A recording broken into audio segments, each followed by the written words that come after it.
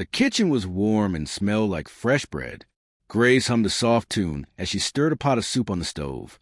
Outside, rain tapped against the windows like tiny fingers asking come inside. It was the kind of afternoon that felt safe and cozy. Then Grace heard something. Soft footsteps. Tiny ones. She turned around and gasped. Standing in the doorway was Oliver, the 6-year-old boy she took care of. But something was wrong. Very wrong. His face was as white as milk. His blue eyes looked glassy, like he might cry at any second. His small hands twisted together nervously. He just stood there, staring at the floor. Oliver. Grace wiped her hands on her apron and knelt down. Sweetheart, what are you doing here? Aren't you supposed to be playing with your new toys upstairs? Oliver didn't answer right away. He just kept staring at his shoes. Grace's heart squeezed tight in her chest. She had worked in this big mansion for 2 years, and she knew Oliver better than anyone. She knew when he was happy, when he was tired, and when something was eating him up inside. Right now, something was definitely wrong. Oliver, talk to me, she said gently. Why aren't you playing? Oliver's bottom lip trembled. I don't want to play. You don't want to play? But your daddy just bought you that amazing robot set. You were so excited yesterday. Oliver shook his head. A single tear rolled down his cheek. Grace's stomach dropped. She reached out and pulled him close. Come here, my sweet boy. Tell Grace what's wrong. Oliver buried his face in her shoulder. His little body shook. When he finally spoke, his voice was so quiet Grace almost didn't hear him. I don't have a mom. Those 5 words hit Grace like a punch. She closed her eyes and held Oliver tighter. Oh, Oliver. All the other kids have moms, Oliver continued, his voice cracking. They have moms who kiss them goodbye at school, moms who pack their lunch, moms who come to their plays and sit in the front row, moms who tuck them in and sing them songs. He pulled back and looked up at Grace with those big, sad eyes. But I don't have any of that. I don't have a mom at all. Grace felt her own eyes getting wet. She had known Oliver's story. His mother had left when he was just a baby. She had walked out the door and never came back. Never called. Never sent a birthday card. Nothing. Oliver's father, Mr. Richard, was a rich man. He owned companies and traveled the world. He gave Oliver everything money could buy. Toys, clothes, a huge bedroom, the best schools. But he was always busy. Always working. Always gone. That left Grace. The maid. The cook. The housekeeper. But to Oliver, she was so much more. Listen to me, Oliver, Grace said softly, brushing his hair back from his forehead.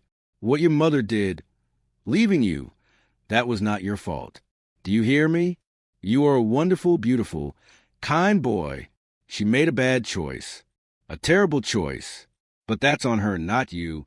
Oliver's chin quivered. But why didn't you want me, Grace? Was I a bad baby? Did I cry too much? No, no, no. Grace cupped his face in her hands. You were perfect. You are perfect. Sometimes grown-ups make mistakes that have nothing to do with their children. Your mother had problems inside her heart that she never fixed. That's not your fault. But everyone else has a mom, Oliver whispered. And I have nobody. You have me, Grace said. But you're not my mom. You're just a person who works here. Those words stung. But Grace knew Oliver didn't mean to be hurtful. He was just speaking the truth as he understood it. Oliver looked down at his hands. Then he looked back up at Grace. His eyes were desperate, pleading, Grace. His voice was so small. Yes, sweetheart. Can you be my mom? Grace's breath caught in her throat. Can you be my mom forever? Oliver begged. His hands grabbed onto her apron. Please? I know you're not really my mom. I know my real mom left. But you do everything a mom does. You make my breakfast. You help me with my homework. You read me stories. You hold me when I'm scared. You know what makes me laugh. You know what makes me sad. Tears streamed down his little face. You're the only mom I've ever known, Grace. The only one. So please say yes. Can you be my mom? Forever and ever. Grace felt like her heart was breaking into 1,000,000 pieces. She looked at this precious little boy, This child who had been abandoned, who felt so alone in this big, cold mansion, who just wanted to be loved. What was she supposed to say? She was just a maid. Oliver's father was her boss. Mr. Richard paid her salary. This wasn't her child. This wasn't her family. But when she looked into Oliver's eyes, none of that seemed to matter anymore. Before she could answer, Oliver whispered one more thing that destroyed her completely. I feel safe with you, Grace. I feel loved. I don't feel that way with anyone else in the whole world. Just you. Grace pulled him close and held him tight. She could feel his little heart beating against her chest. She could feel him waiting, hoping for her answer. What she didn't know was that someone else was waiting too. Someone was standing just outside the kitchen door. Someone had heard every single word, and everything was about to change. Grace held Oliver close, her mind spinning like a tornado. Her heart said one thing, her brain said another. Oliver, she whispered, you don't understand how complicated this is. What's complicated? Oliver looked up at her with confused eyes. You love me, don't you? Of course I love you, more than you could ever know. And I love you, Oliver said simply. So why can't you be my mom? Grace took a shaky breath. Because I work for your father. I'm his employee. He pays me to clean this house, to cook meals, to make sure you're safe. But I'm not family. I'm not. But you are family, Oliver interrupted. His voice got louder, more desperate. You're more family than anyone. Daddy's never here. He's always at work or on trips. He doesn't read me stories. He doesn't know that I'm scared of thunderstorms. He doesn't know that I hate carrots, but I love peas. He doesn't know that I have nightmares about being alone. Each word felt like a knife in Grace's chest. You know all those things, Oliver continued, his voice breaking. You're the one who runs to my room when I have bad dreams. You're the one who holds my hand when we walk to the park. You're the one who makes me laugh when I'm sad. If that's not a mom, then what is? Grace couldn't argue with that. Everything Oliver said was true. She had been there for every scraped knee, every fever, every fear. She had celebrated his small victories. When he learned to tie his shoes, when he read his first book alone, when he lost his first tooth. She had been there for all of it. Not his father. Her. Oliver, I want to say yes, Grace admitted, her voice trembling. I want to say yes, so badly it hurts. But what will your father think? What will he say when he finds out? We don't have to tell him, Oliver said quickly. It can be our secret, just between us. Please, Grace, just say yes, even if it's only pretend, even if it's only in our hearts. I need to hear you say it. I need to know that someone in this world wants to be my mom. The tears were flowing freely down Grace's face now. She looked at this beautiful, broken, lonely little boy, and she felt something shift inside her. Maybe this wasn't about rules. Maybe this wasn't about what was proper or professional. Maybe this was just about love. Pure, simple, honest love. You promise it stays our secret? Grace whispered. Oliver's eyes lit up like fireworks. I promise. I won't tell anyone. Not even Tommy at school. Not even the mailman. Nobody. Grace smiled through her tears. She took Oliver's small hands in hers. Then, yes, she said softly. Yes, my darling boy. For you, I'll be your mom. Forever. Oliver let out a sound that was half laugh, half cry.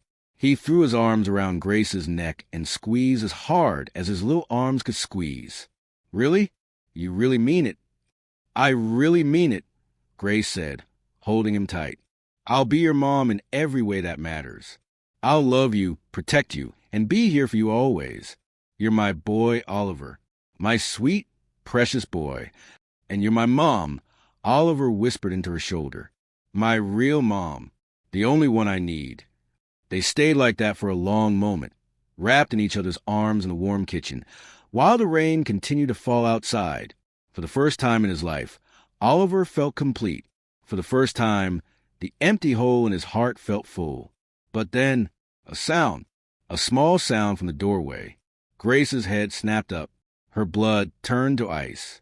Standing in the doorway, half hidden by shadows, was a tall figure in a dark suit. Mr. Richard. Oliver's father, Grace's boss.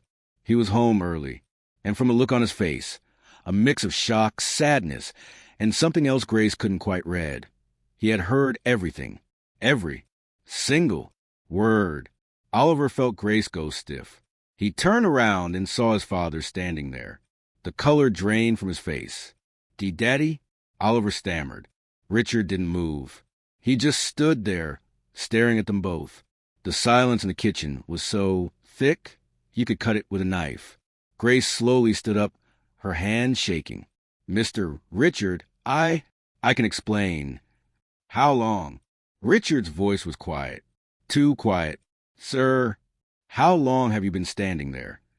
Grace asked, her voice barely a whisper. "Long enough," Richard said. Oliver started to panic. His father's face was unreadable. Was he angry? Was Grace going to get fired? Was he going to yell?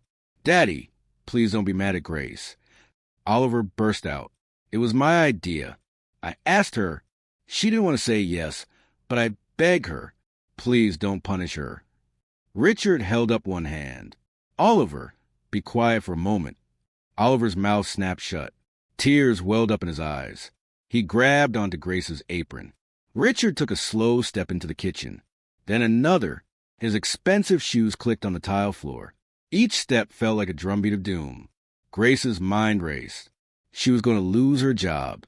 She was going to be thrown out. And worst of all, she was going to lose Oliver. The thought made her feel sick. "Mr. Richard," she said quickly, "I'm so sorry. I crossed a line.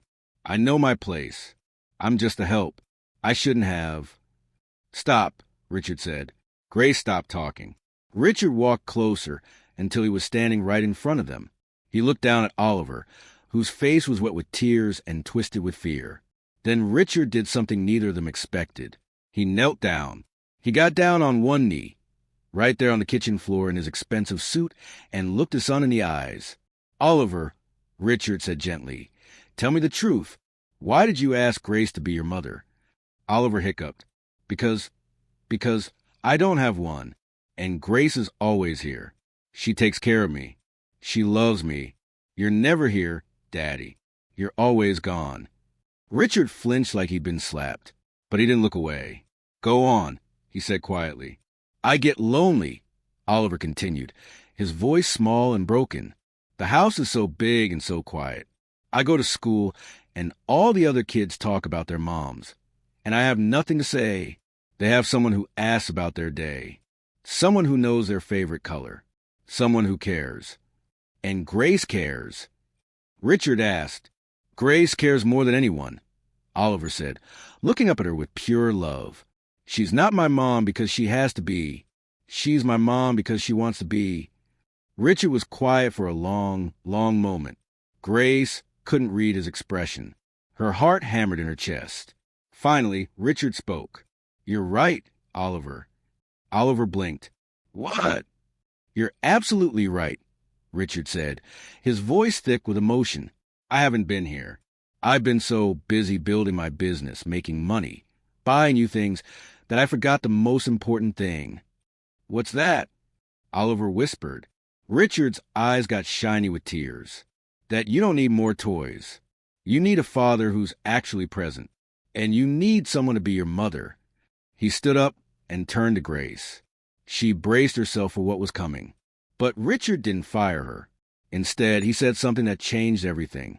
Richard looked at Grace with an expression she had never seen before. His eyes were soft, vulnerable, human. "Grace," he said slowly, "I need to ask you something, and I need you to be honest with me." Grace swallowed hard. "Yes, sir." "Do you love my son?" The question hung in the air like a bird waiting to land. Grace looked down at Oliver, who was clinging to her apron with both hands.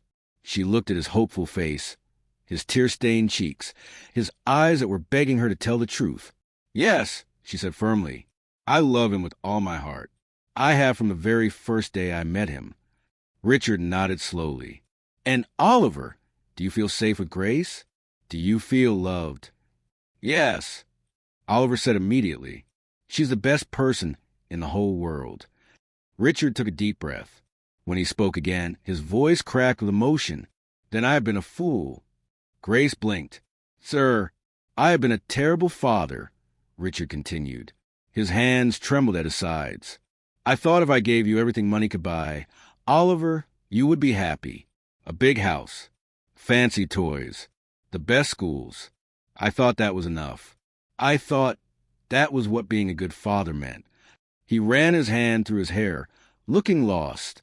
But I was wrong. So very wrong. You don't need more toys.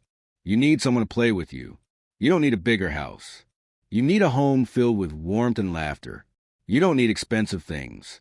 You need love. Real, present, everyday love. Tears rolled down Richard's face now. A grown man, a millionaire, a powerful businessman, crying right there in the kitchen.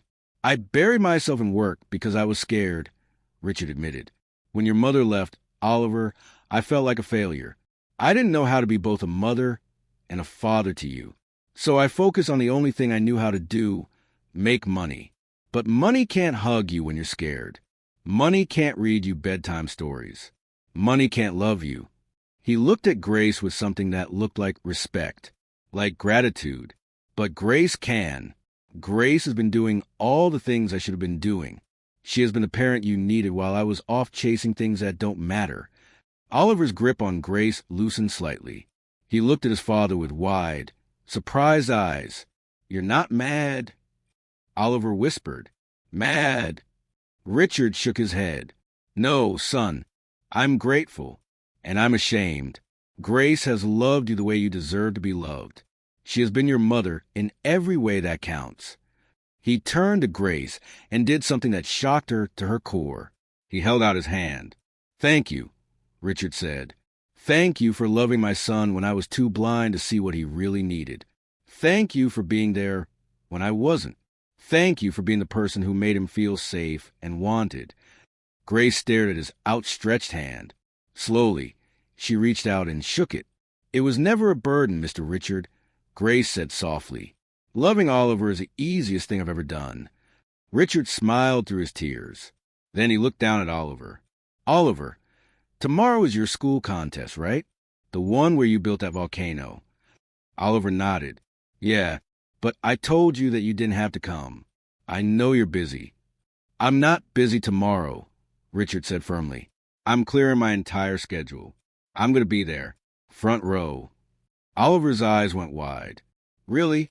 Really? And you know who else is going to be there? Who? Richard looked at Grace.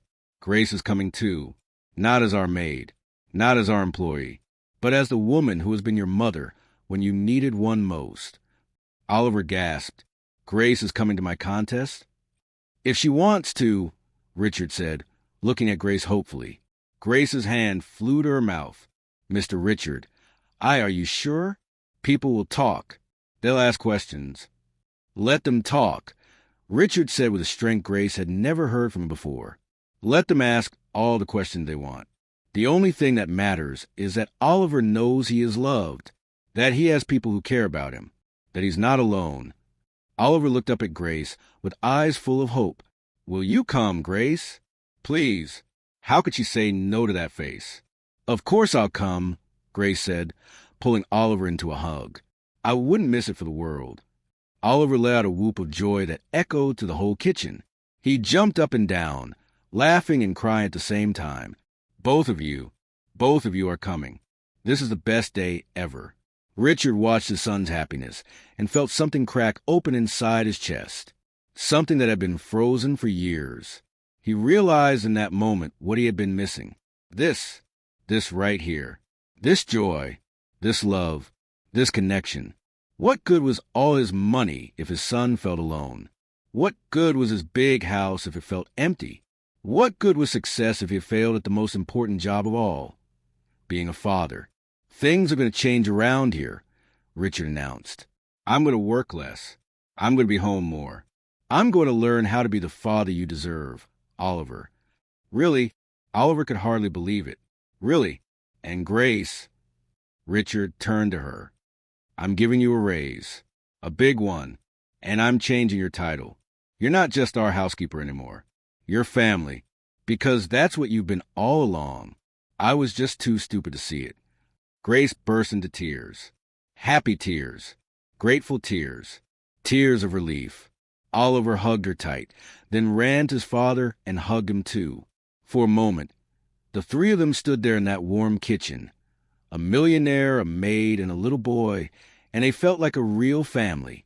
The next day, the school gymnasium was packed with parents and students.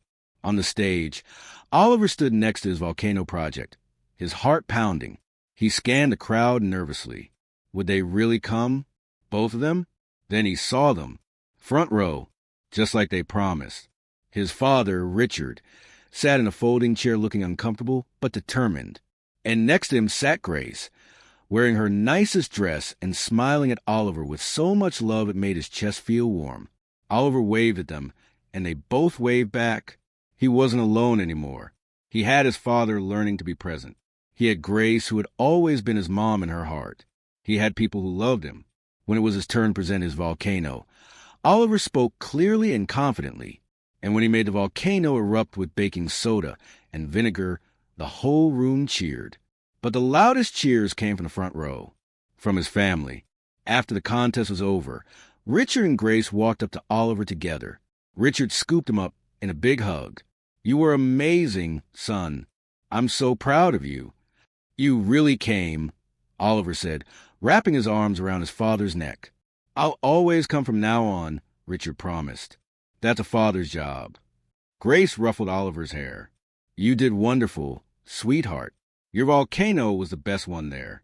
Oliver looked at both of them, the father who was learning to be present and the woman who had always been there, and he felt complete. That night, Richard tucked Oliver into bed for the first time in months. He read him a story, gave him a kiss on the forehead, and whispered, "I love you, son." "I love you too, Daddy," Oliver whispered back. As Richard left the room, he paused in the hallway.